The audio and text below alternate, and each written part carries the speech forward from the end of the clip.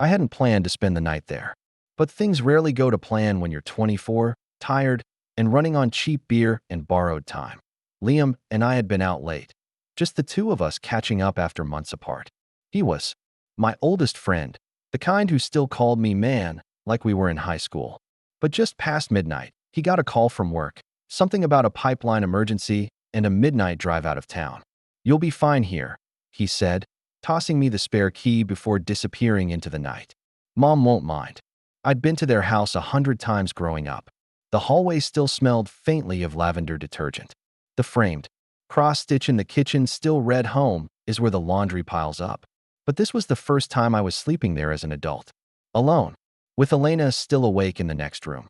She greeted me at the door in her oversized cardigan and said, "I should take the guest room instead of the couch. You'll wake up with your spine shaped like a question mark," she joked. I chuckled, thanked her, and carried my shoes quietly across the floor like a boy trying not to get caught. The guest room hadn't changed.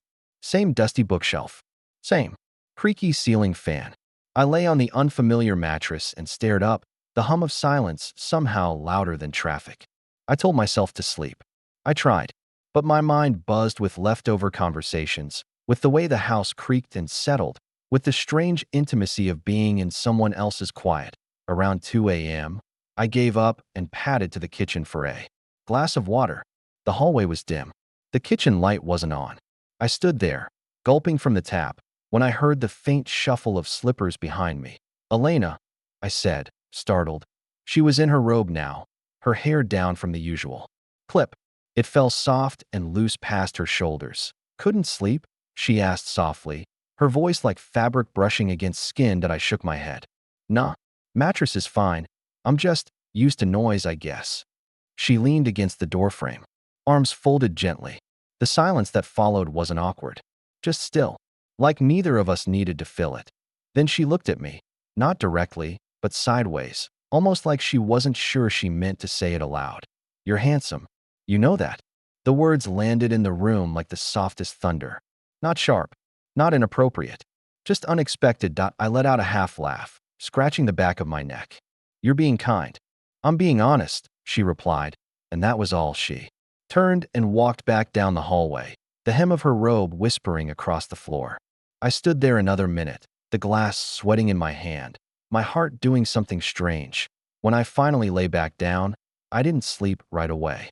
Her words kept circling, not like a line from a movie, but something quieter, something that didn't need an answer. I woke to the smell of eggs and something faintly sweet, maybe cinnamon or maple. Light poured through the guest room blinds in narrow stripes, slicing across the bed like quiet reminders of the day already in motion. I blinked against the brightness and the weight of what I hadn't said last night. By the time I padded into the kitchen, Elena was already moving gently between the counter and the stove, humming something tuneless. She wore a soft blue sweater and jeans. Her hair was tied up loosely, and she looked like someone who didn't want to talk about the night. "Hope you slept," she said without turning around. Eventually, she nodded, like that answer was enough, though we both knew it wasn't. I sat at the small kitchen table. The chair still creaked the same way it used to when we were kids sneaking cereal before school. Only now, I felt too big for it. Or maybe I just felt too seen. She slid a plate toward me, scrambled eggs, toast, some fruit on the side like it had been arranged instead of tossed. I thanked her and dug in quietly. We talked about safe things. My job. Her garden. She asked if I still wrote stories. I told her I did, though not as often. She smiled when I said that. "You used to write about nights," she said. I laughed. "Yeah, and dragons. And time machines. I guess I like the idea of escaping." She nodded again, this time slower. "I think everyone does, sometimes." There was a lull then. Not silence. Just that space where something else could have been said. But she looked down at her mug, and I looked out the window, and the moment passed. While clearing the plates, I noticed the photo on the fridge. It was old, maybe 10 years. Her and Liam, standing on a beach. He was grinning, hair sun-bleached. And wild. But it was her face that caught me. There was something bright in it. Something almost reckless. She looked free, like someone who hadn't yet learned to bite her tongue so often. She caught me looking. "That was before the divorce," she said. I just nodded. I didn't ask for more. And she didn't offer. Eventually, I stepped out onto the back patio with my phone to call a ride. The morning air was warm, the kind that promises summer before it's fully arrived. Birds chirped somewhere behind the fence. The seat was still wet from dew. She came out a minute later with a second cup of coffee and handed it to me without asking.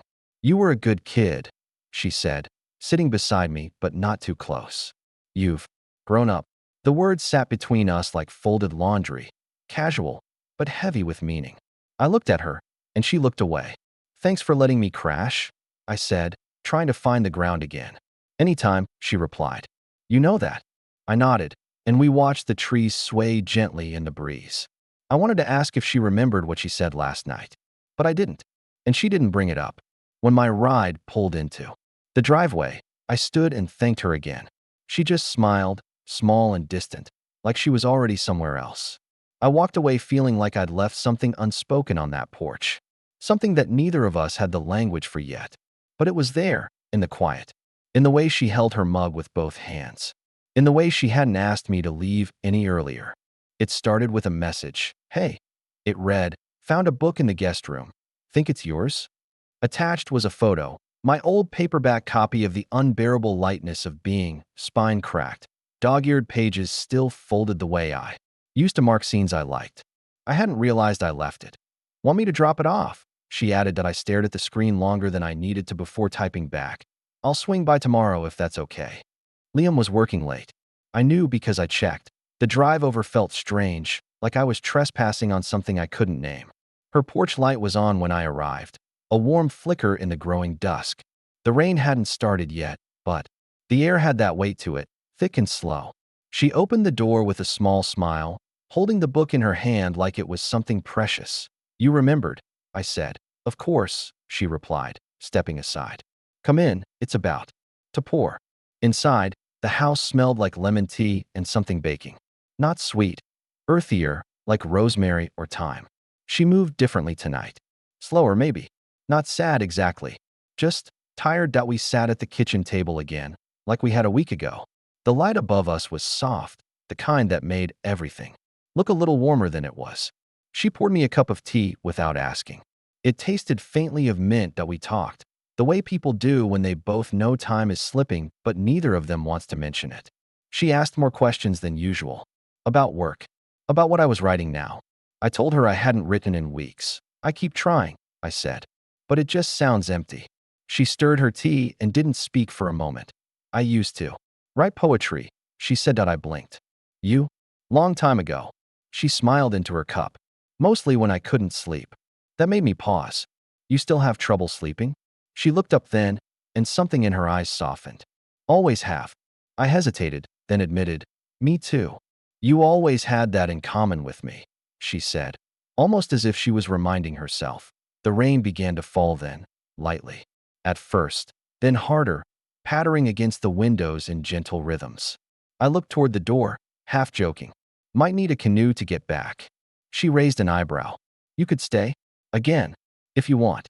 There was no hesitation this time. "Yeah," I said. "I'd like that." She led me down the hallway with a quiet kind of ease, the floorboards creaking in all the familiar places. The guest room hadn't changed, but it felt different now, like it had become a part of something ongoing. Instead of a leftover space, she handed me a towel and an extra blanket like she had a reason to keep busy. "Let me know if it's too cold," she said. "Thanks." We stood there for a beat. Too long. Not enough. Then she smiled, gently, and turned away. The door clicked shut softly behind her that I lay on the bed in the dark, listening to the sound of the rain and the muffled hum of the hallway clock. My eyes didn't close, not for a long time. And just when I thought the house had gone still, I heard it, the soft shuffle of footsteps. Slippers. Her. They slowed near my door, then stopped at no knock. No voice, just a pause. And then, slowly, she walked on. I woke up without knowing why. The room was still, heavy with the kind of silence that only comes deep into the night. The rain had stopped, but the air held on to its memory, thick, cool, and damp. I turned over and stared at the ceiling fan, unmoving, casting faint shadows on the wall. Something pulled at me, not a sound exactly, more like a feeling. The kind that lives in your ribs. I got up, padded into the hallway barefoot, careful not to make the floorboards groan. The house was dark, but not asleep. A soft orange glow came from the living room, the kind of light left on not for reading, but for not being alone. She was there. Elena sat curled on the end of the couch, a knitted blanket around her shoulders, a mug cradled in both hands, though it didn't seem like she was drinking from it. She didn't look surprised to see me, just tired in a way I recognized. Couldn't sleep again? I asked quietly. She shook her head, smiling without showing teeth. Didn't even try. I walked over and sat down on the other end of the couch. There was a pillow between us. It didn't mean anything, and it meant everything.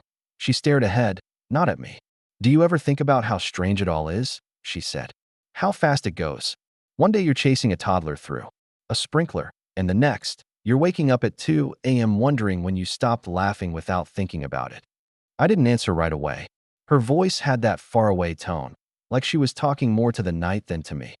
I used to stay up with Liam when he had nightmares, she went on. I'd sit right here, this same spot. Sometimes he'd just fall asleep on my lap. I felt needed then. I guess I missed that. I glanced at her. Her profile was soft in the dim light, skin touched with shadows. There was something raw about her, not broken, but open, like she'd stopped trying to hold it all in. You remind me of who I used to be, she said after a while.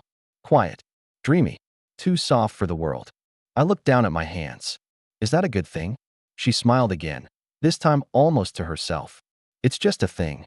The silence came back between us, long and full and humming with all the things neither of us had the courage, or maybe the permission, to say that we didn't touch. No hands brushed, no heads leaned. But I felt something shift in that room. Something low and permanent, like a tide moving under the surface. She reached for the remote, but didn't press anything. Just held it. You ever think, she said softly, that some people find you at the wrong time, but you still remember them like they showed up right when you needed someone? I didn't say yes. I didn't need to. After a long moment, I stood. She looked up at me, and for once, didn't look away. Good night, I said. Good night, she echoed. Then, just as I turned, her voice followed me, soft as a thread. It's not wrong to want to be seen. I paused there, in the doorway, her words settling somewhere deep inside me. Back in the guest room, the air felt colder. The sheets unfamiliar. Again, I lay awake and listened for her footsteps. They never came, and I knew, somehow, that she was still on the couch. Awake, just like me. Weeks passed like days, then hours, then nothing.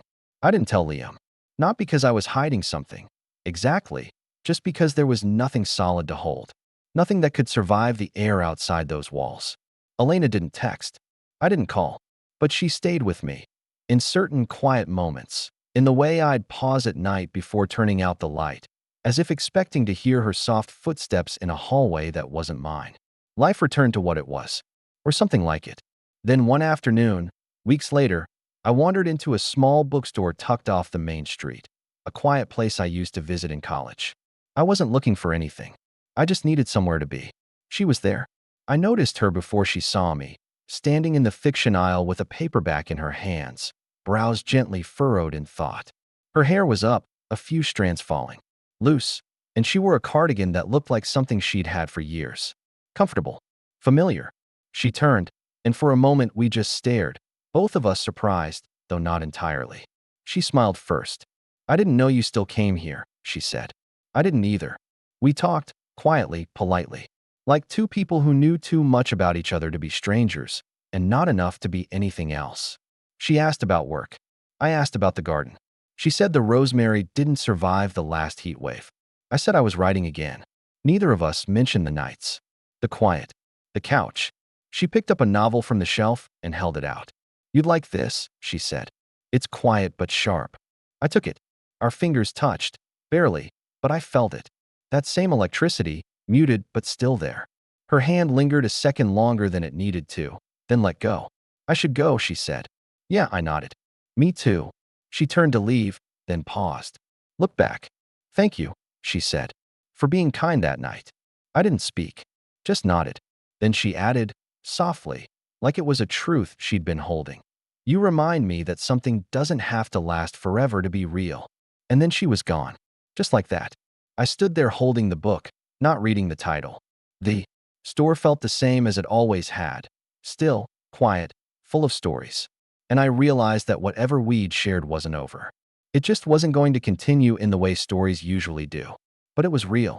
It lived somewhere in me now, in the weight of unspoken things, in the soft spaces where memory hums. And maybe that was enough.